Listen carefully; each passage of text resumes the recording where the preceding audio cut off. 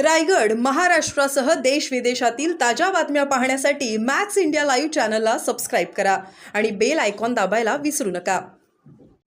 4-5 दिवस भारतापासून फारच होतो दूर. मी 4-5 दिवस भारतापासून अमेरिकेमध्ये फारच होतो दूर. तिथून मी डायरेक्ट आलेलो आहे नागपूर. नागपूर हे शहर एक ऐतिहासिक शहर आहे आणि महाराष्ट्राची उपराजधानी आहे. तर आज या ठिकाणी बऱ्याच दिवसांनंतर येण्याची संधी मिळाली आणि पत्रकारांची खुश करण्याची आपली भूमिका सातत्यानं महाराष्ट्रामध्ये आणि देशामध्ये राहिलेली आहे. एक तर अमेरिकेमध्ये मला युनायटेड नेशनच्या कार्यालयामध्ये बाबासाहेब आंबेडकरांची जयंती साजरी करण्यात आली.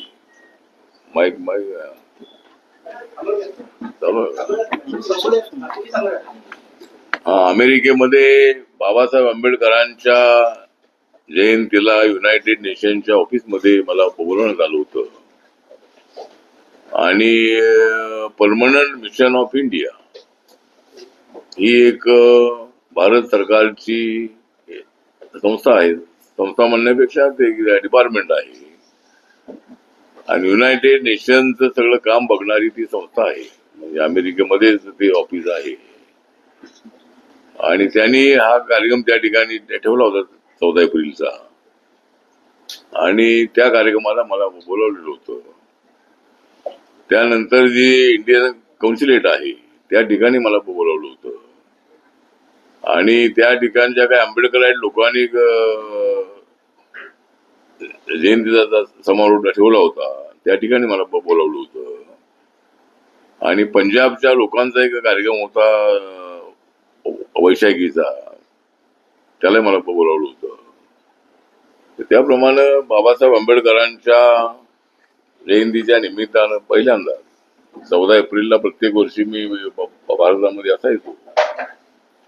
14 एप्रिलला प्रत्येक वर्षाला पार्लमेंटमध्ये असणाऱ्या बाबासाहेबांच्या पुतळ्याजवळ राष्ट्रपती, प्रधानमंत्री, उपराष्ट्रपती, अनेक मंत्री, अनेक खासदार असे त्या ठिकाणी उपस्थित राहतात आणि तो कार्यक्रम सामाजिक न्याय मंत्रालयाच्या वतीनं तो होतो. त्यामुळे प्रत्येक वर्षाला मी त्या ठिकाणी उपस्थित राहत होतो आणि त्यानंतर मी 14 एप्रिलला मुंबईमध्ये येऊन चैत्यभूमीला मी अभिवादन करत होतो. पण या वेळेला पहिल्यांदाच मी 14 एप्रिलला अमेरिकेमध्ये गेलो आणि अमेरिकेमध्ये ज्या ठिकाणी बाबासाहेब आंबेडकर कोलंबिया विद्यापीठामध्ये शिकण्यासाठी गेले होते 1913ला, त्यावेळेला कोलंबिया विद्यापीठामध्ये लेमन लायब्ररी आहे. त्या ठिकाणी बाबासाहेब आंबेडकर 18 तास अभ्यास करायचे. तर त्या लायब्ररीमध्ये बाबासाहेबांचा पुतळा आहे. त्याच्या वेळेला मी अमेरिकेमध्ये जातो. 2000 मध्ये 25 वर्षापूर्वी डॉक्टर माईसाहेब आंबेडकर यांच्या हस्ते त्या पुतळ्याचं उद्घाटन किंवा अनावरण झालं होतं आणि त्यावेळेला मी अमेरिकेमध्ये माईसाहेब आंबेडकर यांच्यासोबत होतो. ज्या ज्या वेळेला मी अमेरिकेमध्ये जातो त्या वेळेला मी लेमन लायब्ररीमध्ये जातो आणि बाबासाहेबांच्या पुतळ्याला पुष्पहार अर्पण करतो. त्यामुळे अमेरिकेमध्ये काही लोकांची मागणी अशी आहे की एखादं म्युझियम हे न्यूयॉर्क मध्ये असावं बाबासाहेबांचं. ज्या पद्धतीनं लंडन मध्ये बाबासाहेब आंबेडकरांचं त्या ठिकाणी आपण स्मारक केलेलं आहे, त्या ठिकाणी एक म्युझियम केलेलं आहे. बाबासाहेब जिथे राहत होते त्या ठिकाणी. तर अमेरिकेतल्या लोकांची मागणी आहे की एखादं त्या ठिकाणी मेमोरियल बाबासाहेबांचं असावं न्यूयॉर्क मध्ये. त्यासाठी मी माननीय नरेंद्र मोदी साहेबांना भेटणार आहे आणि माननीय देवेंद्र फडणवीस आपले महाराष्ट्राचे मुख्यमंत्री त्यांना मी भेटणार आहे आणि ज्या पद्धतीनं लंडनचं घर राज्य महाराष्ट्र सरकारने विकत घेतलं आणि तिथं स्मारक बनवलं, त्याच धर्तीवर अमेरिकेमध्येही तसंच स्मारक करावं, चांगलं स्मारक करावं अशी सगळ्यांची मागणी आहे. त्यासाठी मी प्रधानमंत्री आणि मुख्यमंत्र्यांना भेटणार आहे आणि अमेरिकेमधल्या लोकांची त्या ठिकाणी अशी इच्छा आहे आणि अमेरिकेमध्ये प्रत्येक वर्षाला 3 लाखापेक्षा जास्त विद्यार्थी शिक्षण घेण्यासाठी जातात. आणि त्यामध्ये दलित स्टुडंटची सुद्धा संख्या मोठी आहे. पण सर्व विद्यार्थी 3 लाखापेक्षा जास्त अमेरिकेमध्ये असतात. तर असे अमेरिका हे जसं फार मोठं असं राष्ट्र आहे आणि त्या ठिकाणी आता रिपब्लिकन पार्टीची सत्ता आलेली आहे. तिथे रिपब्लिकन पार्टीची सत्ता आहे, म्हणजे आम्ही सत्तेमध्ये आहोत तिथे. तर ठीक आहे. तर आता त्या ठिकाणी तर आपण जाऊन आलेलो आहोत आणि सध्या महाबोधी महाविहाराचा एक विषय सध्या सर्व देशभरामध्ये आहे. महाराष्ट्रामध्ये, मुंबईमध्ये, नागपूरमध्ये, पुण्यामध्ये, नाशिकमध्ये, अमरावतीमध्ये किंवा सर्व महाराष्ट्रभर या विषयावर आंदोलन चालू आहे. आणि जवळजवळ 17 दिवसापासून या ठिकाणी 100 बौद्ध भिक्खू जे आहे हे बोधगया या ठिकाणी उपोषणाला बसलेले आहे. आणि मध्यंतरी मी ते 3 दिवस त्या ठिकाणी जाऊन आलो आणि माननीय मुख्यमंत्री यांची भेट मी त्या ठिकाणी घेतलेली आहे, नितीश कुमार यांची. त्यानंतर आपले जे राज्यपाल आहेत त्या राज्यपालांशी मी बोललेलो आहे. आणि हा जो महाबोधी महाविहार आमच्या ताब्यात द्या अशी बौद्ध अनुयायांची, बौद्ध भिक्खूंची मागणी देशभरातल्या बौद्ध भिक्खू बौद्ध समाजाची आहे. तर त्यामध्ये 1949चा म्हणजे 26 जानेवारी 1950ला घटना लागू झाली. पण त्याच्या अगोदर जी बिहारची असेंब्ली होती त्या असेंब्लीमध्ये हा कायदा करण्यात आलेला आहे. आणि तो कायदा असा आहे की महाबोधी महाविहार जे आहे, ज्या ठिकाणी गौतम बुद्धांना ज्ञानप्राप्ती झाली होती, तो बोधिवृक्ष आजही त्या ठिकाणी आहे आणि त्याच्या बाजूलाच मंदिर बांधण्यात आलेलं आहे. तर मागणी अशी आहे की त्यामध्ये जे ट्रस्ट आहे त्या ट्रस्ट मध्ये 4 लोक बुद्धिस्ट, 4 लोक हिंदू आणि कलेक्टर जर हिंदू असतील तर त्याचे चेअरमन, अशा पद्धतीचा कायदा आहे. तर त्यामध्ये मागणी अशी आहे की 8चे 8 मेंबर जे आहेत ते बौद्ध असावे. तर बौद्ध मेंबर जर हिंदू, मुस्लिम, ख्रिश्चन, जैन यांच्या ट्रस्टीमध्ये जर नाही तर मग आमच्या बुद्ध समाजाच्या त्या ट्रस्टमध्ये हिंदू समाजाचे लोक नको. याचा आमचा हिंदू समाजाला विरोध नाही, परंतु ट्रस्ट हा सर्व बौद्धांचाच असावा आणि कलेक्टर हिंदू असेल, मुस्लिम असेल, जैन असेल, ख्रिश्चन असेल, बुद्धिस्ट असेल, कोणी असेल, तो त्याचा चेअरमन अशा पद्धतीची अमेंडमेंट ही त्या कायद्यामध्ये करावी आणि सर्व 8चे 8 मेंबर हे बौद्ध असावे. या मागणीसाठी बनते महासवीर सुरेश ससाई यांनी 1992 मध्ये आंदोलन सुरू केलं होतं आणि अनेक वेळेला या विषयावर आंदोलन झालेलं आहे.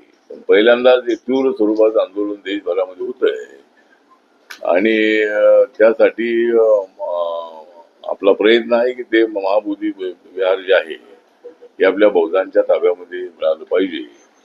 अशा पद्धतीची आपली सूचना आहे, मागणी आहे. दुसरा विषय आहे तो आता ज्या उद्धव ठाकरे आणि राज ठाकरे एकत्र येणार असल्याची चर्चा सुरू आहे. आता ते एकत्र येतील का नाही मला वाटत नाही आहे, पण ते एकत्र यावेत असे अनेक लोकांची इच्छा आहे. म्हणजे ते त्यांनी यायचं असेल तर जरूर एकत्र यावे, पण एकत्र आले तर कायम एकत्र राहावे. त्यामुळे त्यांनी एकत्र राहून आणि जरी उद्धव ठाकरे आणि राज ठाकरे एकत्र आले तर महाविकास आघाडी मधून उद्धव ठाकरेंना बाहेर पडावं लागेल. कारण राज ठाकरे यांना काँग्रेस राष्ट्रवादी आपल्या आघाडीमध्ये घेणार नाही आणि जरी ते एकत्र आले तरी आमच्या महायुतीला काही त्याचा तोटा अजिबात नाही. ते दोघे भाऊ एकत्र येत असतील तर आम्हाला आनंद आहे. दोघा भावांनी एकत्र राहावं अशी आमची इच्छा आहे. आता ते दोघे एकत्र आलेले आहे, पण प्रकाश आंबेडकर आणि मी कधी एकत्र येणार काय मला माहित नाही आहे. त्यामुळं प्रकाश आंबेडकर आणि आपण एकत्र आलं पाहिजे. तर ते 2 भाऊ एकत्र येत आहे तर आमच्या आरपीआयच्या सगळ्या भावांनी सुद्धा एकत्र आलं पाहिजे. आणि त्यासाठी नक्की भविष्य काळामध्ये मी प्रयत्न करणार आहे. आणि राजकारणामध्ये अशा पद्धतीच्या चर्चा होत असतात आणि चर्चा जरी झाल्याही तरी सध्या मराठीच्या मुद्द्यावर सगळे एकत्र येत आहे. पण हिंदी भाषा जी आहे ती आपण मराठी शाळेमध्ये हिंदी भाषा लागू केलेली आहे. इंग्लिश पण भाषा आहे. त्यामुळं मराठी शिकणाऱ्या विद्यार्थ्यांना हिंदी चांगलं आलं पाहिजे. ती राष्ट्रभाषा आहे.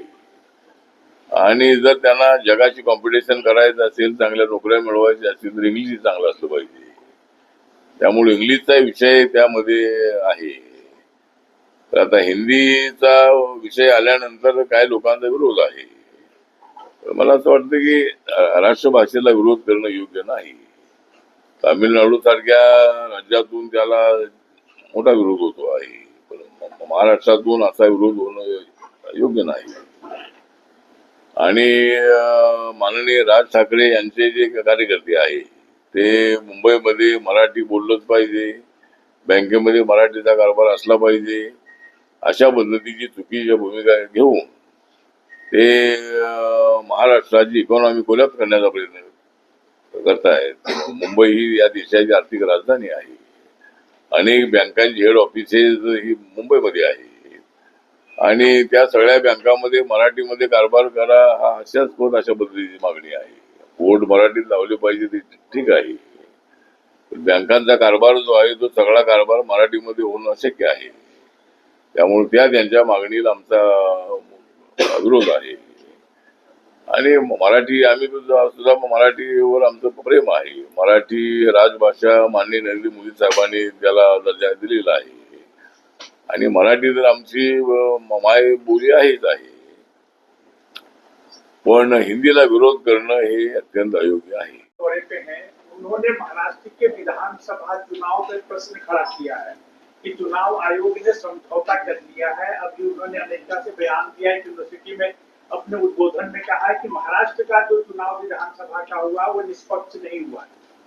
तो मुझे लगता है कि जिस तरह महाराष्ट्र का चुनाव स्पष्ट हुआ नहीं, लेकिन जब लोकसभा में कांग्रेस पार्टी को 42 सीटों में से 99 सीटें मिली तब मतलब हमने ये सवाल नहीं खड़ा किया. जब तुमको इतनी ज्यादा सीटें मिली तब हमने सवाल नहीं खड़ा किया. जब कर्नाटक में आपकी सत्ता आई तब हमने सवाल नहीं खड़ा किया. लेकिन जब हमको ज्यादा सीटें मिलती है तब आपको सवाल उठाते हैं. तो राहुल गांधी जी जब भारत छोड़कर बाहर जाते हैं तो भारत के खिलाफ बोलना ठीक नहीं है. मतलब एक परंपरा ऐसी रही है कि अपने देश के बाहर जब हम जाते हैं तब देश के अंदर की बात या पॉलिटिकल बात वहां नहीं करनी चाहिए. वहां भारत कितना श्रेष्ठ है, भारत इकोनॉमी कैसी डेवलप हो रही है और उसमें हमारी पार्टी का भी सहयोग है, ऐसा बोलने में दिक्कत नहीं है. मतलब नरेंद्र मोदी जी की पहल तो देश को ऊंचाई तक पहुंचाने की है ही है. राहुल गांधी जी ने वहां नरेंद्र मोदी जी की स्तुति मत करो, ठीक है ना, भारत की स्तुति करो. भारत कितना आगे बढ़ रहा है, भारत में रोड कैसे अच्छे बन रहे हैं. अभी मैं बांद्रा में रहता हूँ और बांद्रा से अगर मंत्रालय मुझे जाना है तो पहले 1-1 घंटा लगता था. अभी वहाँ टनल बन गए हैं तो 15 मिनट में मैं वहां पहुंचता हूँ. तो ये उन्होंने बोलना चाहिए कि भाई जिस तरह भी कश्मीर में ट्रेन गई है वहाँ इतने लंबाई तक 200-300 फुट पर वहाँ रेलवे लाइन वहाँ गई है, टनल बने हैं. ये राहुल गांधी जी ने वो मोदी जी का नाम मत लीजिए, लेकिन हमारे देश में इतनी प्रगति हो रही है. अमेरिका से भी ज्यादा हमारे रोड अच्छे हैं. अभी मैं अमेरिका में था तो अमेरिका में तो रोड अच्छे है ही है, लेकिन भारत में भी बहुत अच्छे जो समृद्धि मार्ग है या मुंबई दिल्ली का मार्ग है, अनेक नेशनल हाईवे है. नितिन गडकरी जी के नेतृत्व में बहुत सारा रोड बहुत अच्छा बन रहे हैं. तो ये राहुल गांधी ने वहां जाकर बोलना चाहिए. लेकिन राहुल गांधी जी टीका टिप्पणी करने का काम करते रहते हैं. मैं अमेरिका में जाकर मैंने तो देश की स्तुति की है, देश हमारा कैसे आगे बढ़ रहा है हमने बताया है. तो राहुल गांधी को बाहर जाकर बोलने की आदत है, तो अभी उसके लिए हम कुछ नहीं कर सकते। सर, अभी उपराष्ट्रपति जी के बयान के बाद कार्यपालिका और न्यायपालिका में भी नई बहस चली शुरू हो गई है। उपराष्ट्रपति के साथ साथ बीजेपी के कुछ सांसदों ने भी उसमें आपत्ति दर्ज कराई है कि सुप्रीम कोर्ट कैसे जजमेंट दे सकता है कार्य पद्धतियों को लेकर। इस संबंध में क्या कहेंगे? मुझे लगता है कि जो दुबे जी हमारे संसद सदस्य है, उन्होंने कुछ बयान बीच में दिया था और कोर्ट के कारण दंगे फसाद हो सकते हैं, इसी तरह का कुछ बयान उन्होंने दिया था। तो बयान से हम सहमत नहीं है, ऐसा जेपी नड्डा साहब ने, बीजेपी के अध्यक्ष ने अपना भूमिका रखी है और हम भी मतलब दुबे जी के स्टेटमेंट से सहमत नहीं है। हम कोर्ट का आदर करते हैं, लेकिन जिस तरह उपराष्ट्रपति जी ने अपनी भूमिका बताई है कि उसमें जो कानून बना है उसमें कोर्ट को कमेंट नहीं करनी चाहिए, इसी तरह की भूमिका उपराष्ट्रपति जी ने रखी है। वो राज्यसभा के चेयरमैन है और हमने रात को 2-3 बजे तक हमने वो जो कानून था वक्फ बोर्ड का, वो पास करने के लिए रात के 2:30-3 बज गई थी राज्यसभा में, लोकसभा में भी 2-3 बज गए थे। तो सभी पार्टी के सांसद रात भर जागते जागते इस पर अपनी भूमिका उन्होंने रखी है। इसीलिए उपराष्ट्रपति जी ने कल इतना ही बताया था कि भाई जो पार्लियामेंट को कानून बनाने का अधिकार है, तो उस पर टिप्पणी करना ठीक नहीं, ऐसा उन्होंने बोला था। की भारताशी आपलं महाराष्ट्राचं नातं आहे, भारत देशाचे आपलं नातं तोडण्याचा प्रयत्न उद्धव ठाकरे, राज ठाकरे यांनी करू नये आणि हिंदी भाषा जी आहे ती आपलीच भाषा आहे, आपली राष्ट्रभाषा आहे। त्यामुळं मराठी तर आपण मराठीवर आमचं सगळ्यात जास्त 99% प्रेम आहेच आहे, पण राष्ट्रभाषा म्हणून आपण हिंदीकडे पाहिलं पाहिजे असं आपलं मत आहे। तर त्यामुळं मला असं वाटतं की त्यांच्या राज ठाकरेंच्या भूमिकेशी आपला विरोध आहे। अनेक वेळेला व्हिडिओ काढतात, एखाद्या माणसाला दादागिरी करतात आणि तू मराठी बोल, तू मराठी बोल, ठीक आहे, त्यांनी मराठी बोलायला शिकायला काही हरकत नाही आहे, त्यांनी शिकावं ही त्यांची मागणी रास्त आहे। आणि आता WCL चे पांडे नावाचे अधिकारी आमच्या मीटिंगमध्ये होते, तर मी त्यांना विचारत होतो की तुम्ही मराठी बोलताय का? मराठी बोलतोय मी, मग मराठी बोलतोय पण नाव काय तुमचं? तर माझं नाव पांडे आहे। मग पांडे जर कुठले तुम्ही, मूळ कुठले? तर तो बोलली मी युपीचा आहे, पण आता इथं ते राहिलेले असल्यावर त्यांना मराठी येतेच आहे, त्यामुळे अनेक वर्ष जिथं राहिलेले त्यांना मराठी येतंय। पण बँकेमध्ये अधिकारी सारखे बदलत असतात, सगळ्या देशातले अधिकारी इकडून तिकडे बदल्या होत असतात, महाराष्ट्रातले अनेक अधिकारी बाहेरच्या अनेक राज्यामध्ये आहे। तर त्यामुळं मला असं वाटतं की मराठी शिकली पाहिजे, बोललं पाहिजे, या मताचे आम्ही सहमत आहोत। त्याला राज ठाकरेच्या आंदोलनाला आमचा पाठिंबाच आहे, परंतु दादागिरी करून लोकांना त्रास देणं ही भाषा योग्य नाही आहे। त्यामुळं त्याच्यावर माननीय देवेंद्र फडणवीस साहेबांनी लक्ष द्यावं, अशी दादागिरी करणाऱ्याला माफ करता का कामा नये आणि मुंबईमध्ये अशा पद्धतीची फूट पाडणं ही बाब अत्यंत अयोग्य आहे आणि त्यासाठी राज्य सरकारने अशा फुटीरतावाद्यांच्या विरोधामध्ये ऍक्शन घेतली पाहिजे, अशी आपली मागणी आहे। आपण आता बैठक घेतली, त्या बैठकीमध्ये आपल्याला या ठिकाणी महानगरपालिकेमध्ये व्यापाराच्या संबंधामध्ये माहिती घेतली मी, त्यामध्ये ती माहिती मिळाली की 17,981 मंजूर पदं आहे, त्यामधली 9,467 पदं भरलेली आहे आणि बॅकलॉग जो आहे तो शेड्यूल कास्टचा 199 आहे, एसटीचा 63 आहे आणि ओबीसीचा 296 आहे। तर हा एकदम कमी आहे असं आपण त्यांना सांगितलेलं आहे। त्यामुळं या तिन्हीचा बॅकलॉग आणि दिव्यांग जनाचा बॅकलॉग जो आहे तो पूर्ण भरला पाहिजे। एक गोष्ट नागपूर महानगरपालिकेमध्ये चांगली आहे की इथं 6,893 हे टोटल सफाई मजूर आहे, ते परमनंट आहे, नाही 6,893 टोटल सफाई मजूर आहे, त्यामध्ये 3,782 परमनंट आहे आणि 3,111 ज्यांना 22,000 रुपये पगार मिळतो आणि यांना परमनंट करण्याचा प्रस्ताव शासनाकडे पाठवलेला अर्बन डेव्हलपमेंटकडे. तर त्या प्रस्ताव लवकर मंजूर झाला की सगळे लोक परमनंट होतील. आणि या ठिकाणी कॉन्ट्रॅक्ट पद्धत नाही. अनेक महानगरपालिकेमध्ये कॉन्ट्रॅक्ट वरती सगळे सभा मंजूर असतात. नागपूर महानगरपालिकेची पद्धत चांगली आहे. जनधन योजनेचे अकाउंट देशभरामध्ये 51 कोटी आहे टोटल आणि नागपूर जिल्ह्यामध्ये 14,04,022 एवढे अकाउंट आहे. मुद्रा योजनेचं जे कर्ज आहे ते जवळजवळ नागपूर जिल्ह्यामध्ये 3,20,803 एवढ्या लोकांना मुद्रा योजनेचं लोन मिळालेलं आहे. जी उज्ज्वला योजना आहे गॅस सिलेंडरची 1,00,000 मुद्रा योजनेचे देशामध्ये 56 करोड लोकांना त्याचा लोन मिळालेला आहे. परंतु याच्यामध्ये मी सांगितले 3,20,800.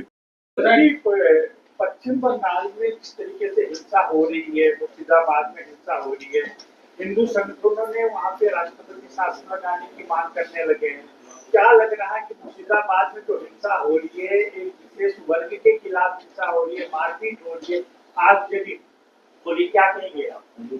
एक तो वेस्ट में हिंदू पलायन कर रहे हैं वहाँ से. एक तो वेस्ट बंगाल में तो मतलब वहाँ दलित और मुसलमानों की संख्या 52% से ऊपर है.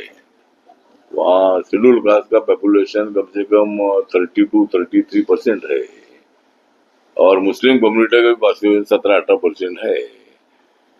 लेकिन परसेंटेज की बात नहीं है. लेकिन जो मुर्शिदाबाद और पूरे वेस्ट बंगाल में हमेशा दंगा फसाद होता रहा है, राइट्स होते रहे हैं और आदरणीय ममता बनर्जी की सरकार उसके लिए कुछ नहीं कर रही है. गुंडागर्दी को बढ़ाने का काम हो रहा है. इसलिए मुझे लगता है कि वहाँ शांति होनी चाहिए. वहाँ हिंदू हो या मुसलमान हो, सभी लोगों का प्रोटेक्शन करने की जिम्मेदारी ममता बनर्जी मैडम की है. उन्होंने ऐसे मेंटेलिटी को मतलब सबक सिखाना चाहिए और जो बार बार वहाँ वेस्ट बंगाल में लॉ एंड ऑर्डर की स्थिति निर्माण होती है उसके तरफ ध्यान देना चाहिए. और अभी बहुत ही जल्द वहाँ चुनाव आ रहा है और वो चुनाव ममता बनर्जी हारने वाली है. वह मेरी पार्टी वेस्ट बंगाल में काम करती है और मेरी पार्टी वहाँ एक भी सीट ना खड़ी करके मेरी पार्टी बीजेपी का समर्थन न करने वाली है. और 5 साल पहले ही मतलब वहाँ बीजेपी सत्ता में आने वाली थी, एनडीए सत्ता में आने वाली थी, लेकिन वहाँ कांग्रेस और कम्युनिस्ट पार्टी को बिल्कुल वोट मिला नहीं. पूरा वोट गया ममता दीदी के पास और इसीलिए बीजेपी के सीटें कम से कम 97 सीटें 1,000, 2,000, 3,000 से हारी थी. इस वक्त हमें वेस्ट बंगाल में नरेंद्र मोदी जी के नेतृत्व में हमें सरकार वहां लानी है और ये सब स्थिति देखकर लोग इस वक्त बीजेपी को सत्ता में बिठाएंगे. उसी तरह बिहार में भी जो चुनाव आ रहा है उस बिहार के चुनाव में भी वहाँ एनडीए सत्ता में आएगी ऐसा पूर्ण विश्वास है. क्योंकि अभी जो भी लोकसभा के बाद चुनाव हुए हैं, हरियाणा का हुआ, दिल्ली का हुआ, महाराष्ट्र का हुआ, सभी चुनाव हमारी एनडीए जीती है और ये 2 राज्यों में भी हमारी हम जीतेगा ऐसा हमको पूरा विश्वास है. राष्ट्रपती शासन का ची संख्या जवळजवळ 1,13,941 एवढी आपल्या जिल्ह्यामध्ये आहे. आणि महात्मा फुलेची माहिती घेतली तर महात्मा फुले महामंडळ जे आहे ते स्थापन झाल्यापासून आतापर्यंत 10,75,01,159 10,75,01,159 एवढ्या लाभार्थ्यांना त्याचा लाभ मिळालेला आहे. आणि ट्रायबलची संख्या या डिव्हिजन मध्ये 9.5% आहे आणि ट्रायबल साठी जवळजवळ 76 आश्रमशाळा आहेत सरकारी. आणि त्या सरकारी आश्रमशाळेमध्ये 22,200 विद्यार्थी आहेत आणि एनजीओच्या आश्रमशाळा जवळजवळ 131 आहेत. त्या ठिकाणी जवळजवळ 43,166 विद्यार्थी आहेत. आणि या डिव्हिजन मध्ये हॉस्टेल जे आहेत 121 आहेत गव्हर्नमेंटच्या आदिवासींची आणि एकलव्यच्या 10 शाळा आहेत. नामांकन स्कूल जवळजवळ असं आहे. तर अशी माहिती आजच्या बैठकीत आपण घेतलेली आहे आणि अधिकाऱ्यांना आपण इन्स्ट्रक्शन दिलेलं आहे की जे आपले शासनाचे नियम आहेत, शासनाने दिलेले आदेश आहे त्याचं अंमलबजावणी करण्याची जबाबदारी आपल्यावर आहे. आणि त्या पद्धतीने अनेक डिपार्टमेंटचे अधिकारी या ठिकाणी आले होते आणि त्यांच्यासोबत आपली चर्चा झालेली आहे. त्यामुळं या महाबोधी महाविहारासाठी रिपब्लिकन पक्षाने सर्व राज्यामध्ये आंदोलन केलेलं आहे आणि आमची मागणी ही आहे आणि लवकरच मी माननीय प्रधानमंत्री आणि प्रधानमंत्र्यांना भेटणार आहे आणि नितीश कुमार यांना भेटून मी आलेलोच आहे. काय विचार